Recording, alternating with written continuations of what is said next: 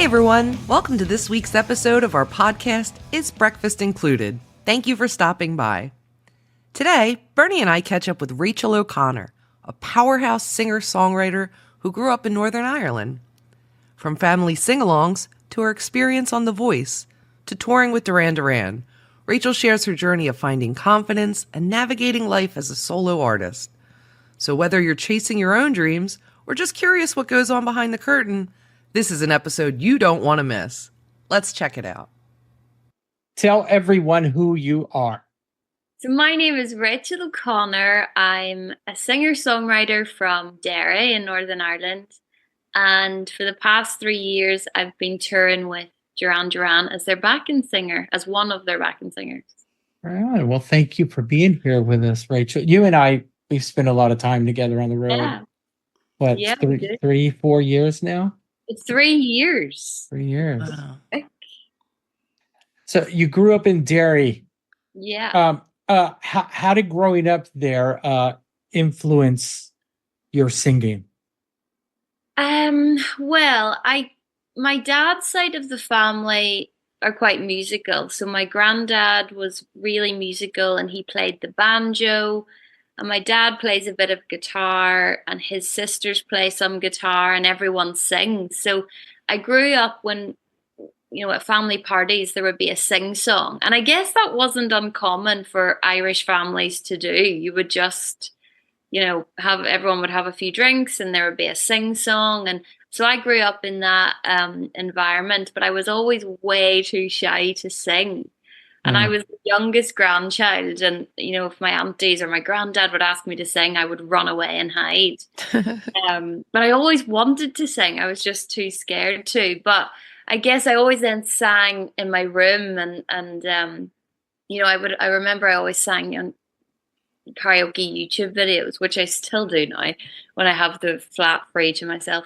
But so I kind of grew up with that, and then I always knew I wanted to do it professionally, but never knew how to do it. But I was in like drama clubs and school shows and things like that, so I thought, okay, maybe musical theatre is the way forward here. But yeah, then it changed, and I just love pop and rock and whatever.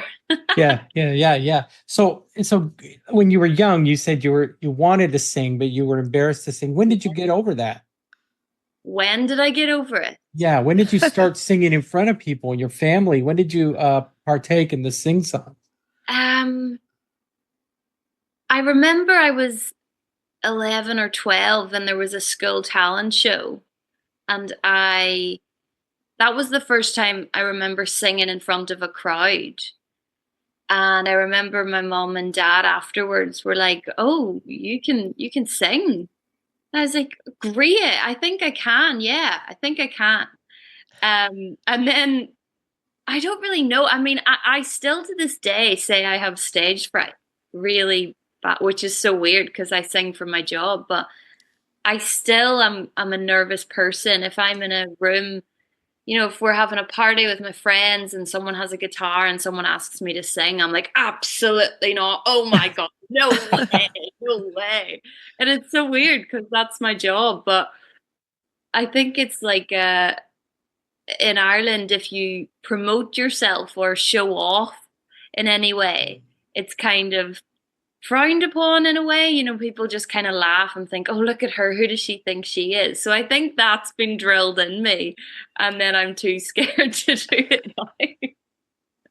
So really, I didn't know that it's kind of frowned upon.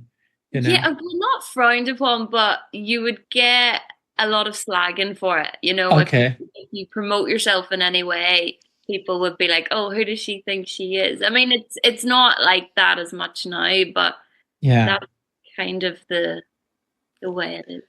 Yeah, it's funny that you say if you're at a party and somebody asks you to sing, you're like, "No," but then you walk out on stage and you kind of own it in front of 20,000 people. It's true. I know it's easier to sing in front of a bigger crowd than a smaller crowd. I think it's less personal, I guess. Is it because of the eye contact, maybe? No, I think so. Because I can't, in the arenas with Duran, I can't see anyone's face, really. Plus, I have bad eyesight, so That helps.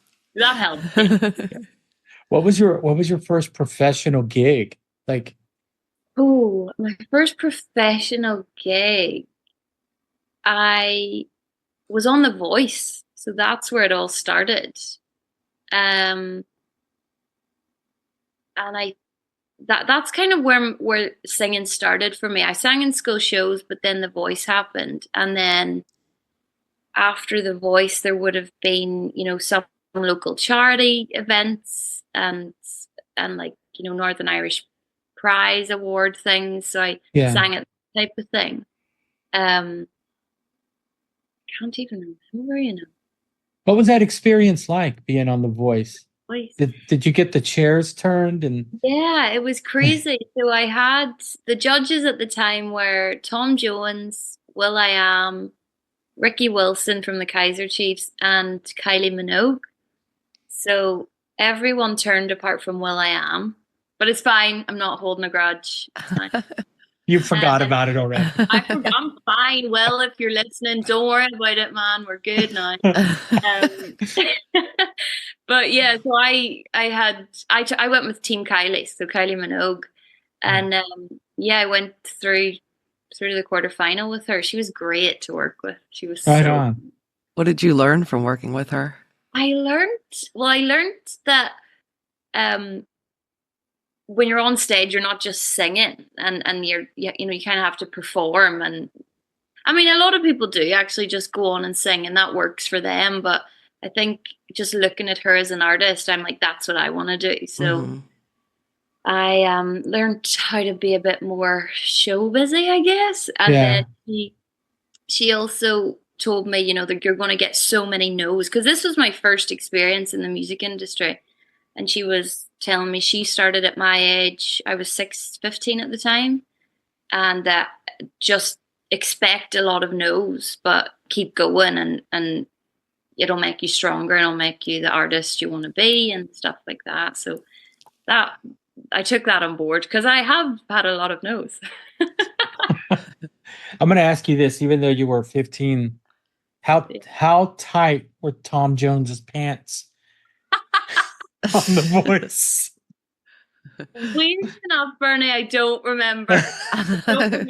He's been known to wear some tight pants. Has he really? Oh, yeah. At rehearsals, I was rehearsing in another room, and he was leaving, and he knocked on the window and was like, "Yeah, sounds good." Yeah. I've also heard he's super nice too. Yeah, he's so nice. He was so lovely. Right on. I remember when we were rehearsing for the BBC show a few years ago. Do you remember that show with which one? The one we did on it was where Graham Coxon came in and played with Duran. Oh yeah, the BBC Radio 2 Live. Yeah. Do you remember that show? Set. Yeah, I remember that show. Do you remember Kylie coming into rehearsals? Did you get to say hi to her? Yeah, no, I took fear. I kind of was like looking from across the room, but I was really new to Duran then, and the guys were talking to her, and I didn't, I wasn't as close with the guys as I was, so I wasn't going to butt in their conversation with Kylie and be like, hey folks, me and Kylie go way back. Yeah. So no, I didn't actually say anything, but I remember being annoyed at myself for not going over to say hello. I just was too scared. Yeah. So after The Voice, what did you do? What were there any? So after The Voice, I had to go back to school actually and finish my exams, which was awful. And then I got the opportunity Kylie kindly introduced me to her management company, and I was signed with them for a while, and they also managed Nadine Coyle from Girls Aloud, and she at the time was opening Michael Flatley's Lord of the Dance show on the West End, and she needed an understudy, so they were like, okay, well, Rachael and Nadine are both from Derry, let's get Rachael into understudy. So I went on then to tour with that show for about 5 years, on and off 5 years, but that was my first then insight into touring, and it's very different to Duran Duran, but it was fun. I got the taste for it, and then I thought, okay, I want to do this all the time. What do you like most about touring? Like once you started doing that? I mean, there's so many things. I love seeing the world. I love getting paid to perform and travel. That's, I always said, oh, I want to travel and pursue my music career, and that's exactly what touring gives you. And also, when you go on tour, you don't have to make any decisions for yourself. It's great. You just rock up, you're told, be here at this time, you'll get picked up, you're getting fed at this time. It's fantastic. It delays the growing up period of life, It does, right? Yeah. It does. I really enjoy that part of it.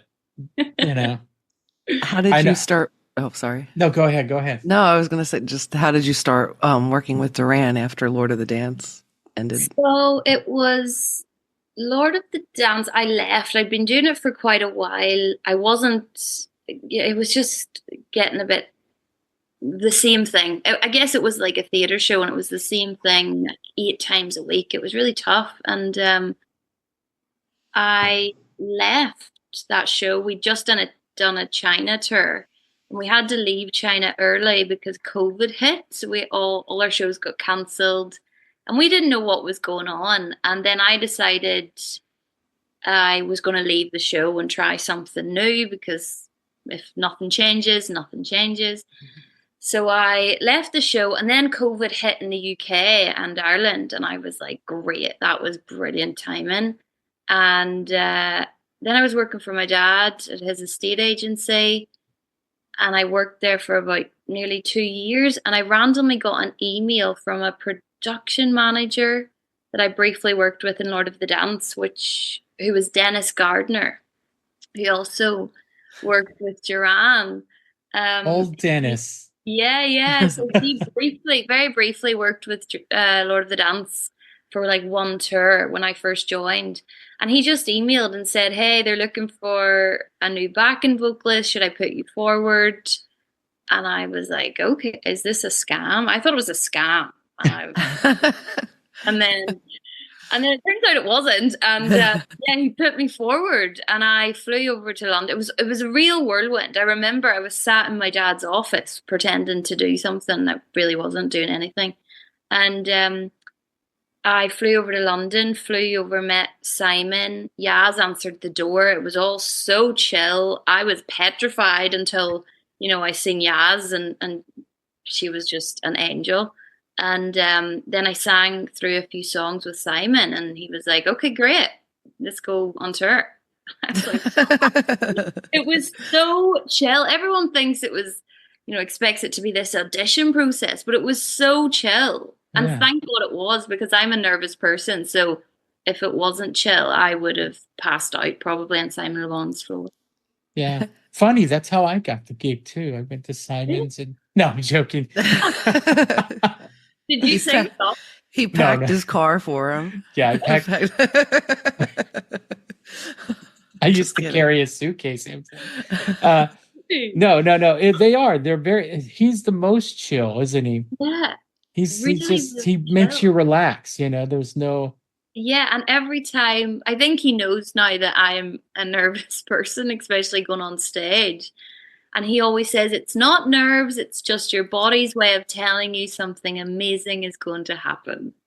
And you will be amazing. And will be amazing, yeah. Yeah, that's his litany against nerves. I memorized that. He said it on here. Yeah. Well, he says it, and every time I'm thinking, yeah, okay, Simon, I hope you're right. Yeah. I've like, it's like I said, like to go back to how he makes you feel. Like backstage, he's such a laid back, joking around. Then he goes on stage and becomes this like rock god. And I'm like, where was that guy backstage, man? I know, but I guess you need that to go on stage, right? Because you need an alter ego. Well, that's how I cope with it. When I'm on stage, I pretend I'm not me. And that's what gets me through the nerves, I guess. What was different from touring with Lord of the Dance than with Duran? I'm asking you that for a reason, because I want to bring up something that happened with you and I, but go ahead. Oh gosh, I'm No, scared. Um, no. well, a lot of things are different. I think in Lord of the Dance, I was one of 35 people. Uh-huh. So, I was the only singer and it was a lot of dancing, but even though I was the only singer, I was a very small part of the show, and it's about the dance. The show is about the dancing, and then also, in Duran Duran, I'm treated like a rock star. They make me feel like it's my show, and they Yeah. treat you so well, and just everything about it. I just feel like a rock star when I'm with them. So I guess that is the main thing. Right. I remember because we did a private show in I want to say Sicily. It was at that house where they said they filmed some of The Godfather at. Oh yeah. But we were in that hotel and we went down to eat, and you were sitting at the table with me, and we both ordered the same thing. We were like, "What is this?" It was pasta alla norma, I think is what they said. And you looked over at me, you go, "Ooh, this is fancy." And we were both like, "What do we? I don't even, can we eat this?" Yeah, it's a different world to turn with Duran Duran. I mean, I was used to, like, we would have like McDonald's or whatever, like a turn with Lord of the Dance. It was kind of like I was at university. That's what it's like. So it's a crowd of, 18 to 30-year-olds on tour together, and it's just like being at university, but you're doing a show every night instead of. So it's like halls, uni halls, I always called it. But yeah, touring with Duran has been incredible. Right. On this most recent run that you did, you performed Spooky, a song by yourself. How was that with your nerves and preparing for it? Well, first of all, it was crazy. When I heard that was happening, I think I asked why. I was like, what? I think I said to Nick, I was like, are you sure? But I mean, I was so grateful. That was so crazy. But my nerves for that one actually weren't that bad because I knew it suited my voice. When I'm confident that I can sing a song and that it just sits nicely in my voice, then I'm happy. I'm like, okay, let's go. But if there's like certain notes in a song that I worry about, then I'll be worried about it for the whole song. But that was incredible. Like, I really did pretend it was my show for that one song. It's a great song. It was and you great. did it perfectly. You did it wonderfully. Thanks. It was so fun. And then having, like hearing John on the bass in that one. And it was so good. So good. Yeah. I'm very grateful for them for letting me do that. And then on Halloween, you wore the outfit that impede you doing it, or do you? Yeah, we had 3 outfits, and a wig, which I wasn't aware of. We didn't know we were going to wear the wigs. So I got to the venue and I seen this black wig and I thought, oh my God, no. No. And I was panicking, and then we put the wig on and I thought, never will I be dyeing my hair black, ever, ever. But, with the makeup and the costume, it all came together. But it was a bit stressful, yeah, because we had 3 costumes and we hadn't rehearsed a quick change or anything like that. So that was a bit nerve-wracking. That kind of made the nerves bubble a bit. But it was fun as well, something different, It was a really big production, the staging, everything, the dancers. Yeah. In moments like that, the quick change, especially because honestly, none of us had rehearsed for that show. Yeah. That was the first time we were all seeing all of that. Yeah. Does that kind of adrenaline make you just make the performance like even better, come out of you better? I think I got that right. Yeah. No, I got what you meant. Don't worry about it. Okay. It's definitely fun and exciting, but is it the most enjoyable? Because I'm in my head a lot, and I'm not in the moment. Yeah. So for that show, it was Madison Square Garden, and I was trying to take it all in, but then there was so many dancers, and and I'm thinking of, okay, what song are we doing next, and what am I wearing then?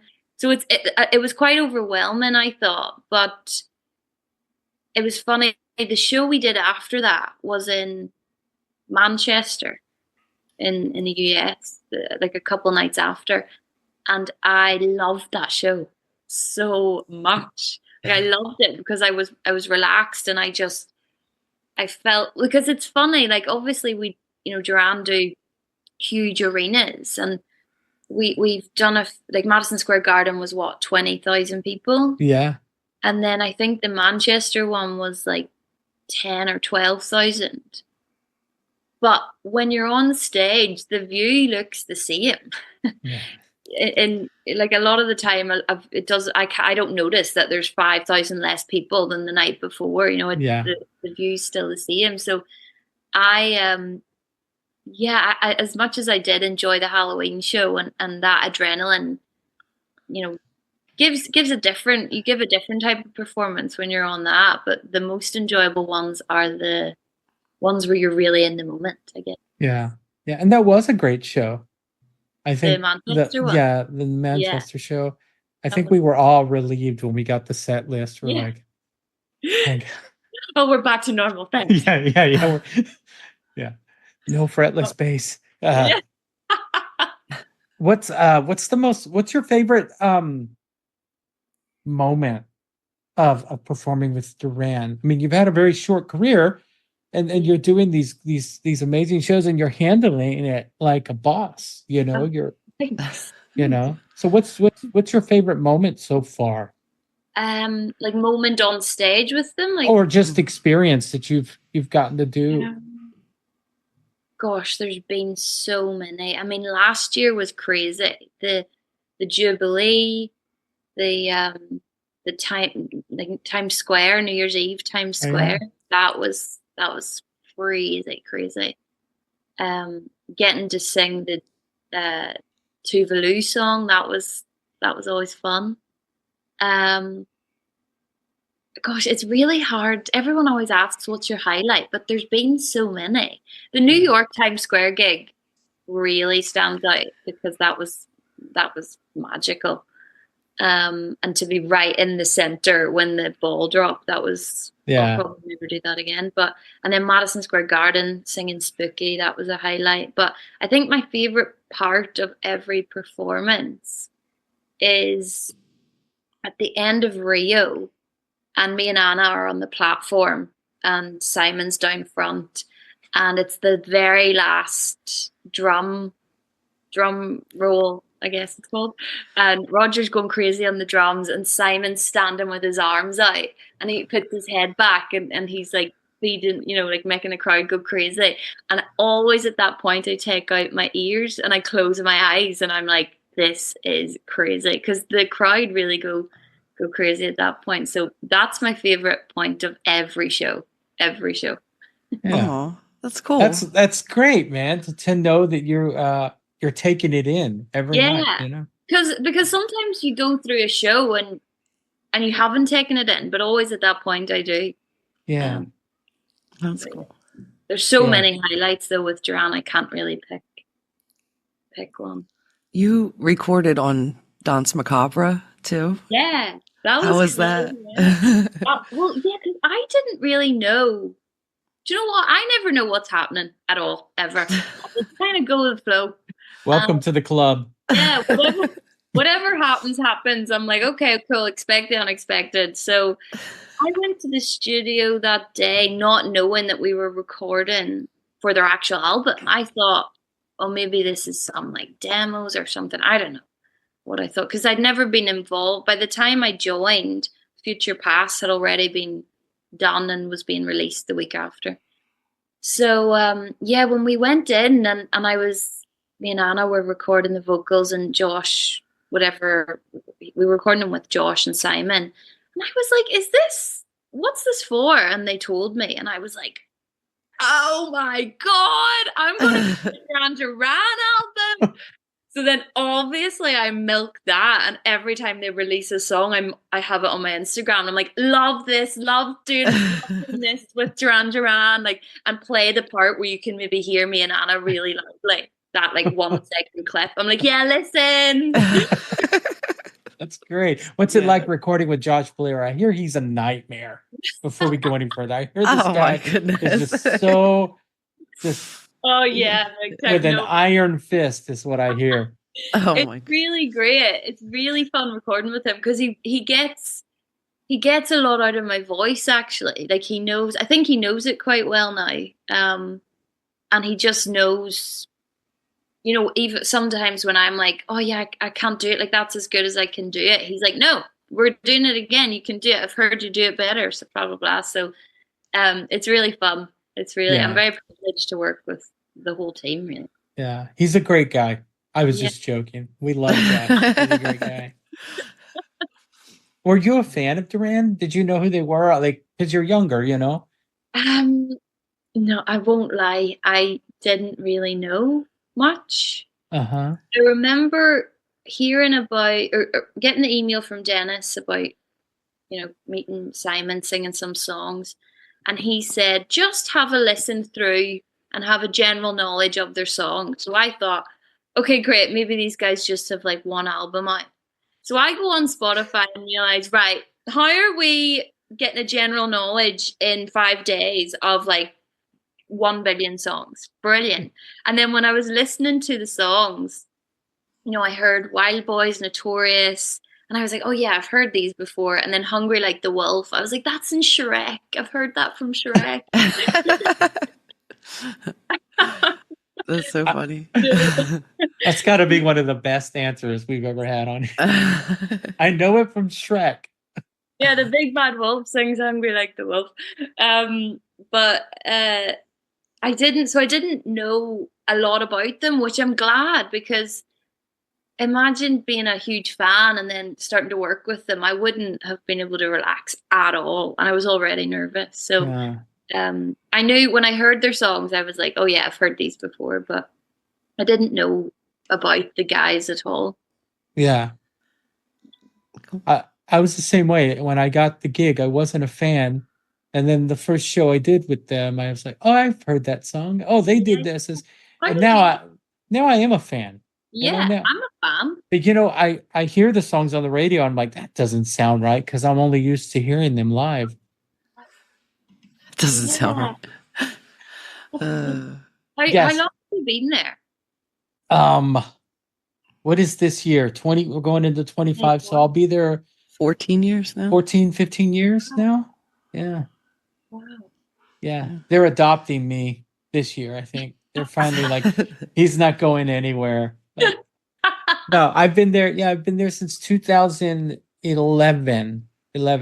Oh, wow. That's what I like about the camp, though, because everyone, the core members are there for like 20 years. Like some people, like Anna's been there for nearly 20 years. Yeah. So they're loyal to you. That's what I like. Yeah, they are. They don't like change. No. And they are. They're very they like to have the same crew of people around them. But I've realized since, because I didn't know backing vocals was a job. I don't know why I never thought that. I just didn't know about the industry, didn't know about session musicians, didn't know anything like that.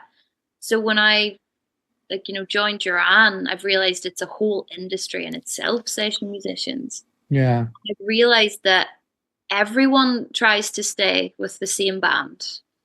Like no one really likes to switch and change a lot. So which is nice, I guess. Well, I mean, obviously there are people that do chop and change, but yeah, it's nice when you have a band and you get on with everyone. It's a nice job to have. It is a family. This organization is a family, and like you said, the core people are always around, and what I like about them is you can approach them about anything. Yeah, me too. Usually there's a crowd of handlers around people and you can't go near them. Yeah, but they're real. Everyone's down to earth in the band. Yeah. And like really, normal. Like, I feel like I can chat. Like, John talks about Netflix shows to me, or like, and stuff like that. And I'm like, gosh, yeah, this is like chatting to my friends. Yeah. It's fun. Do you have any pre-show rituals or things that you do every time before? Pre-show rituals, not so much rituals, but I like to take time doing my hair and makeup, and I find that calms me down. It's so therapeutic because you're just focusing on painting your face or fixing your hair or whatever. So I'll always do that. And if we're running late into a show, I'll be panicking. I'll be like, oh gosh, I need like at least 2 hours. But I like just being around the venue before a show. Like, there's some shows we arrive rocking 1 hour or 2 hours before the show, and then we leave straight away. But I like, if I'm staying nearby and we're in the same city as the show, I'll go in early that day and I'll just hang about the dressing room. I don't know. I just like having a lot of time in the venue before the show. Yeah. Yeah.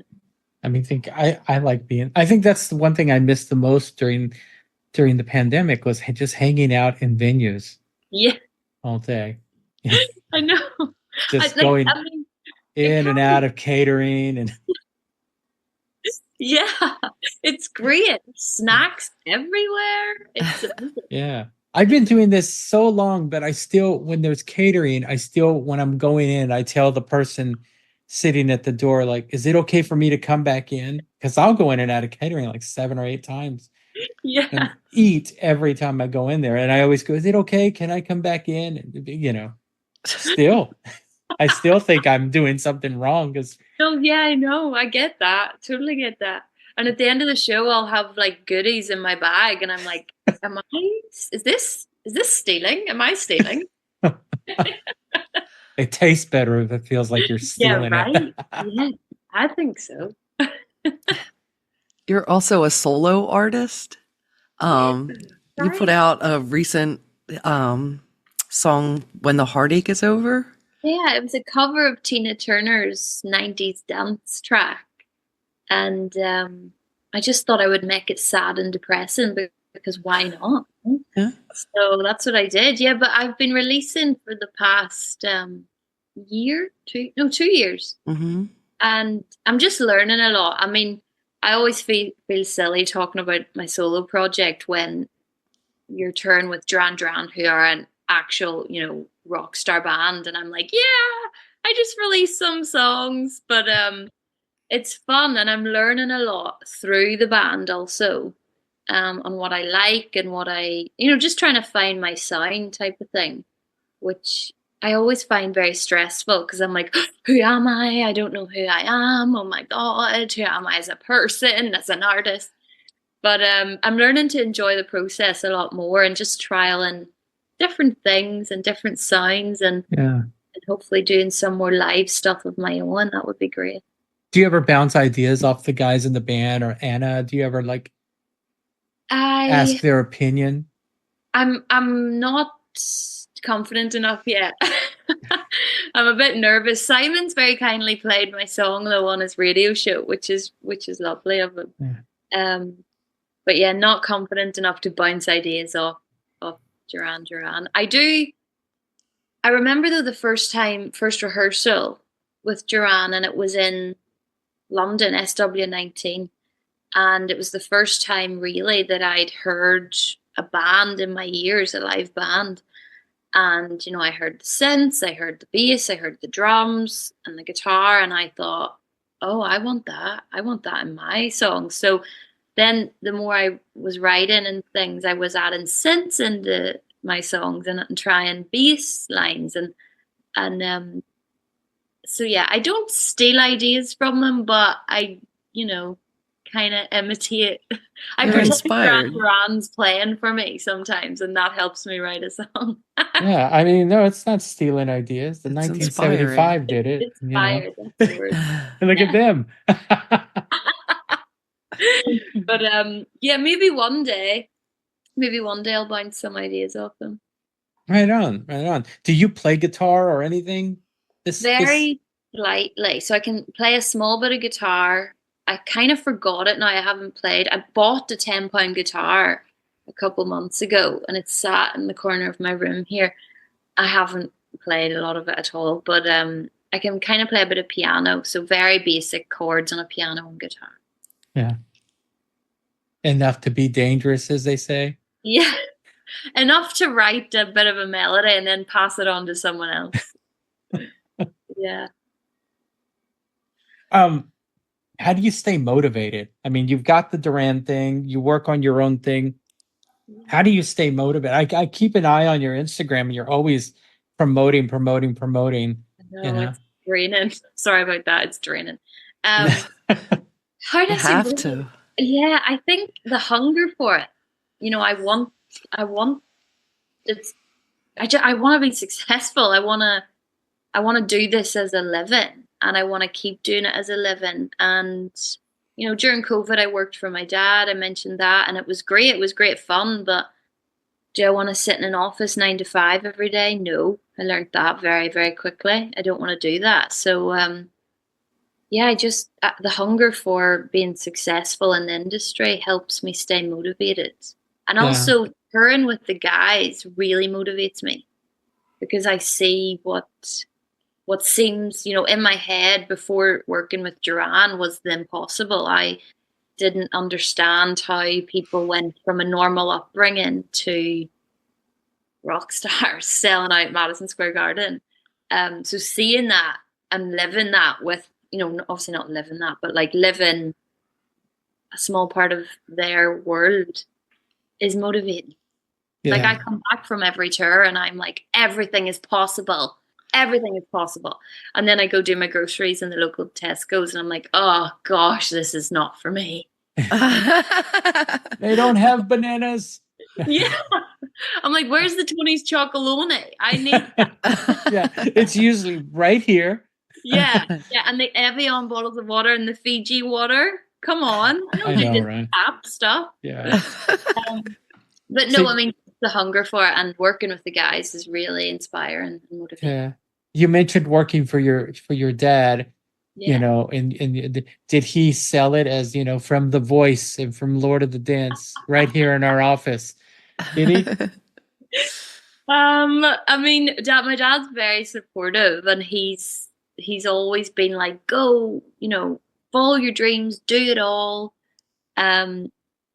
So I think as much as we enjoyed working with each other, it was a lot of fun, a lot of laughs. I think he knew that, I wasn't going to be there. I think he knew I didn't want to be there forever. Yeah. Which is great because then we didn't have to have the awkward conversation of, I'm leaving.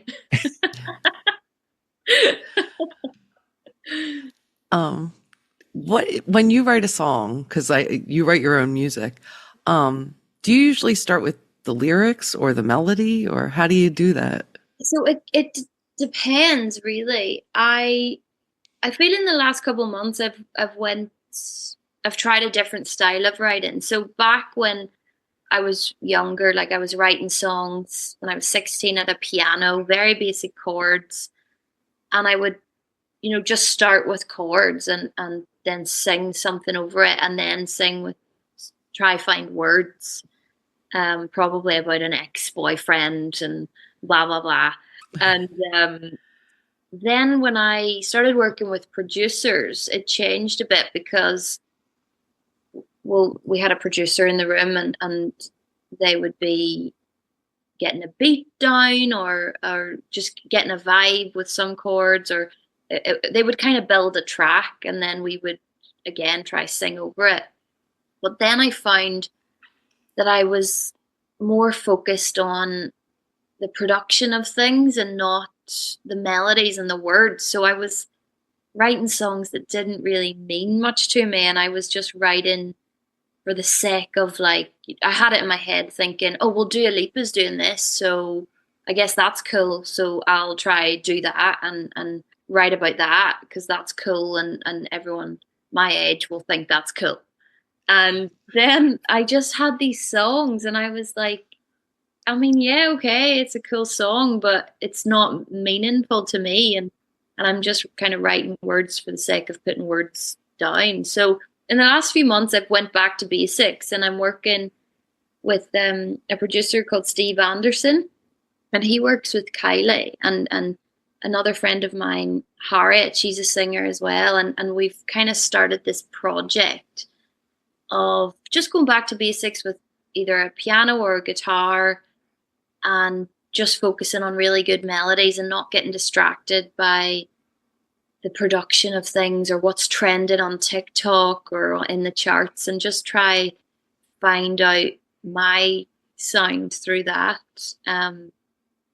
So I guess now I'm going in there with ideas of lyrics, and then I'm fitting everything around the lyric idea, so it means more to me. Cool. You know? So very organic now. Yeah, that's what I want to try, because that's what I grew up listening to. Like, I grew up listening to the Eagles and Johnny Cash and Christy Moore and Dr. Hook. Like, I grew up listening to all that type of stuff, and that's just not what my music is at all. Not that, like, you know, I love the pop. I love the whole show and things like that. But when you're working with no budget, it's hard to put on a Kylie Minogue show. So I'm, you know, kind of just rebranding, I guess. It's rebranding. But just focusing on my voice and trying to showcase that more, and songs that mean more to me in an organic way. Yeah, that's cool, man. Yeah. I like that. I think your voice, because I've heard you sing, I think your voice would fit that, you know, really well. Yeah, I love Kate Bush song, like Running Up That Hill. I wish I wrote that. Wrote that. But Miley Cyrus is also another one I love. She's great. Yeah, we'd be rich. Yeah, we would. Come on tour with me. Is there any artist you would your dream artist to work with? Gosh, there's a lot. I mean, I would love to work with Miley Cyrus. That would be amazing. Dua Lipa is another one. I would love to do something for Dua Lipa. I mean, I know her backing vocalists. I know them, and they're so amazing. They're really great. Sabrina Carpenter's another one. I love her. She's huge right now. What's right? Sabrina Carpenter. She's huge right now.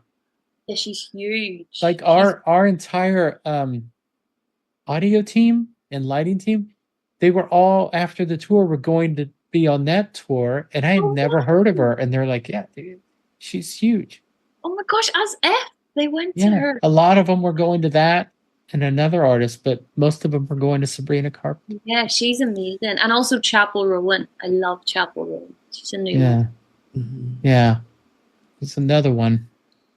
What do you think is the best piece of advice you've ever received? Oh.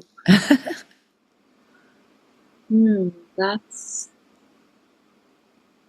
I mean, Kylie's advice when she told me, you know, there's going to be a lot of no's, but just keep doing it. And if you want it, just keep going for it. Keep putting yourself out there. And I do live by that. And then also, I don't think no one's told me this, but I read a quote and it said, if nothing changes, nothing changes. And I really live by that. When I'm stuck in a rut and nothing's progressing, I'm like, okay, well, nothing happens in the comfort zone, so just change something, put yourself out there and go again. And it's worked so far. That's good. Yeah, that's a great piece of advice. I heard that a long time ago as well. Yeah. You know, sometimes you have to change your surroundings. You have to change the people that, you know. Because it's very easy to get comfortable. Yeah. So comfortable. Like, I lived a comfortable life at home in Derry. You know, I lived around my family. It was so comfortable, but was it going to get me where I want to go? No. So then I moved to London, and it worked out well so far. What's one thing I'll just say the fans would be surprised to learn about you? I think a lot of people are surprised when I say I get stage fright. Mm-hmm. People don't always expect that. Yeah, you don't give off that. You don't give that vibe off. You don't at give it all. off. Guys, because there's times where I'm about to cry side stage. Something that surprised them.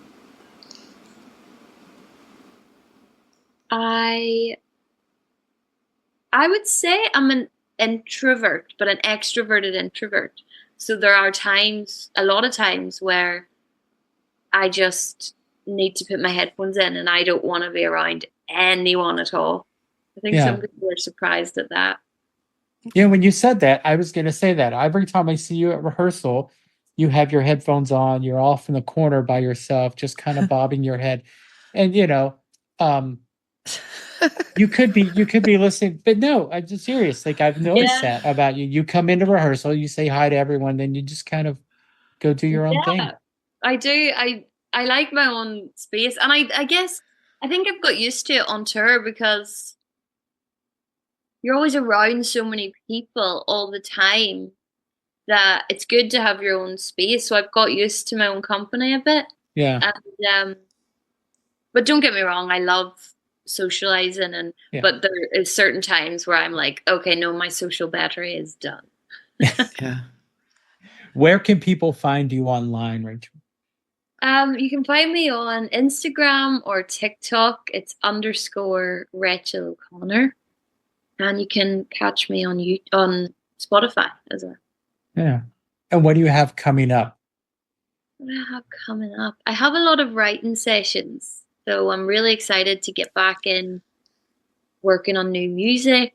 I'm aiming to release, like a EP type project by next spring, so March time. Oh, cool. And then I'm hoping to have my own live show in London, hopefully in the new year, but we haven't confirmed that yet. Cool. But I just want to get out and about and do more live shows. So hopefully, if you follow me on social media, something will pop up soon. Good. Well, we'd love to have you back on once you release your EP. Yeah. And help you promote it. It's fun chatting to you guys. Thanks for having me. Yeah, thank you for doing this. Thank you so much. Every night at the show, I have my little, that one song that's all about me, Save a Prayer. I come on stage, I stand there, it's all about me. Yeah. I'm joking. I always look over at you and you smile at me. Yeah. So I'll know now that you're smiling at a stage fright. Yeah, it's nerve-wracking, Bernie. I'm trying to comfort you. Yeah. You know what the best part is that after the show, maybe the next day, 2 days later, I get an email from Nick and they're pictures of me that he's taken of me holding the guitar or bending over. It's hilarious. He'll send me pictures that he's taken of me. So that's so funny. Yeah. But I'm really looking forward to the New Year shows. That'll be. Yeah. That's going to be fun. It's going to be fun. Cool. Again, thank you so much. The podcast, it's called Is Breakfast Included? And if we were having breakfast, what would you have? Oh, right. So I would have avocado toast to start. And then I would have a pancake stack with extra Nutella. Oh, and I like it. I like it. Nice. Sounds good. What would you guys have? Oh, I'm boring. Pancakes. I always say eggs. Yeah. But I mean, it changes. Pancakes and coffee with a lot of cream. Oh, yeah. Okay. I drink coffee like an American. Yeah. Okay. I'm an iced coffee drinker. Rain, hail, or snow, I will be drinking iced coffee. Right on. Well, Rachel, thank you so much. It was so good to talk to you. It's good to see you. Yeah, good to see you. And I'll see you real soon. But anyway, thanks so much. Have a great day. Bye. Bye. Yeah. That was really fun. It was such a pleasure chatting with Rachael about her journey, her time with Duran Duran, and her solo music career. Rachel's story is a reminder to follow your passions and embrace the unexpected. If you want to keep up with Rachael, be sure to check out her music on Spotify and then follow her journey on Instagram and TikTok at _Rachael O'Connor. That's at _RACHAELOCONNOR.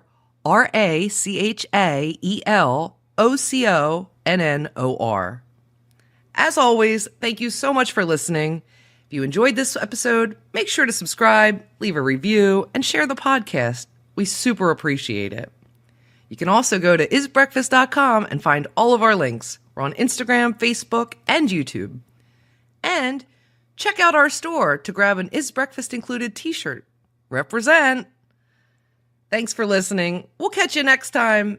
Merry Christmas. I love you, Mom.